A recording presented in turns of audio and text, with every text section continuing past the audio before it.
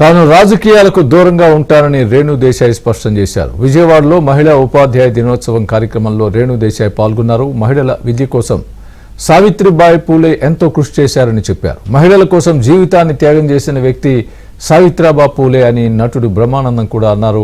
ఉపాధ్యాయుల్ని గౌరవించాలన్నారు. తాను ఎప్పటికీ ఉపాధ్యాయుడినేనని బ్రహ్మానందం తెలిపారు. ఒక successful woman, she is a leader. Stability. ఉపాధ్యాయుల్ని గౌరవించాలి. ఎంత మంచి మాట అండి అది.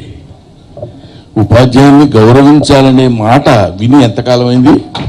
సావిత్రిబాయి పూలే ఆ మహాతల్లి ముఖ్యంగా స్త్రీల యొక్క ఆశయాల మీద మనం బతుకుతూ, నేను ఎక్కడికైనా వెళ్తే ఫ్యాన్స్ బోల్డ్ అంతమంది కలిపి బ్రహ్మానందం బ్రహ్మానందం అని అరుస్తుంటారు. మధ్యలో ఎవడో ఒక చోట ఇక్కడ షూటింగ్ జరుగుతుంటే మాస్టారు అన్నాడు. ఒకసారి శరీరం అంతా పులకించింది ఆ పిలుపు. అలాంటి పిల్లల్ని తయారు చేసి పెద్ద పెద్ద పొజిషన్స్లో ఉన్నప్పుడు హీఈస్ మై స్టూడెంట్ అండి, నా దగ్గర చదువుకున్నాడు అని చెప్తే ఎంత అందంగా ఉంటుంది.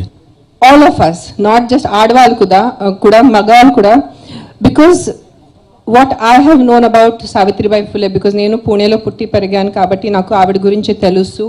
And I think we belong to a little elder generation where knowledge was given importance.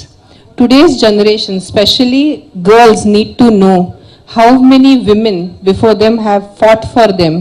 Today for me to stand on this stage, నేను ఇక్కడ నుంచొని మీద అందరితో మాట్లాడుతున్నాను, 100% credit goes to Savitribai Phule.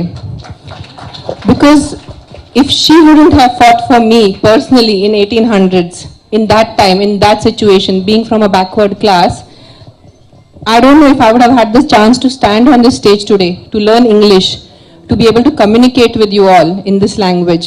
అన్నిటికన్నా పెద్ద విలన్ మన సొసైటీలో, మన జీవితంలో అజ్ఞానం. So knowledge is important, and how the teachers give the knowledge. All of you here, the teachers who are present here, especially the female teachers, because తల్లి తర్వాత మీరే. ఆ లెవెల్ ఇంపార్టెన్స్ ఉంది మీకు. Of the country lies in your hands literally. అంటే it is not that like చెప్పడం గురించి కాదు, because you guys are the one who mold the future generation. First సొంతగా ఫస్ట్ ముందు టీచర్ అయిపోయి, and the first female school.